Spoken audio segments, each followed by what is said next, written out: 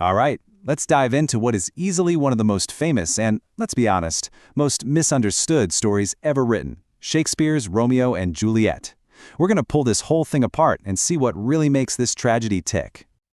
For hundreds of years, we've been told this is it, the peak of romance, the ultimate story of star-crossed lovers. And yeah, that's the version we all kind of know, right? Love against all odds. But is that really the whole picture? Because when you actually look at the clock, this whole epic love story, it all goes down in about 4 days. It's really a story about chaos, bad decisions, and a whole lot of terrible luck.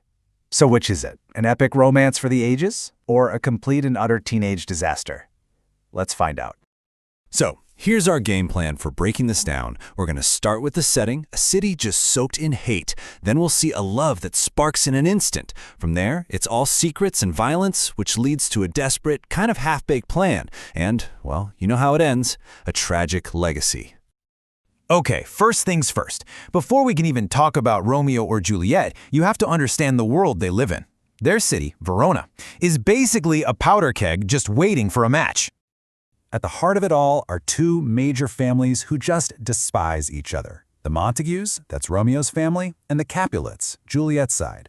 And our two heroes are born on opposite sides of a fight they had nothing to do with. This isn't some friendly rivalry. We're talking about generations of pure, unfiltered hatred that has poisoned the entire city. And Shakespeare, he doesn't mess around. He tells you this right from the jump. This line from the very beginning says it all. This ancient grudge keeps exploding into new fights, and regular citizens are ending up with their neighbor's blood on their hands. That's the world Romeo and Juliet are born into. Pretty grim. So into this city that's just simmering with hate, Shakespeare throws in the most absolute powerful love imaginable. The second Romeo Montague crashes a Capulet party and sees Juliet Capulet, that's it.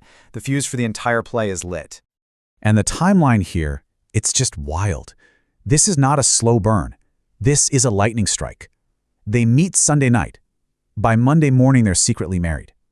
And by Thursday morning, they're both dead.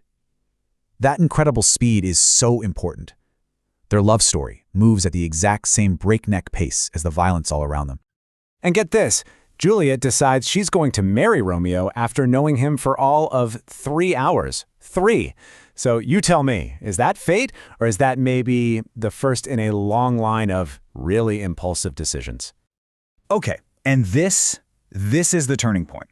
This is where their private little love story smashes head-on into the public feud, and everything just starts to fly off the rails. So Romeo, who's literally just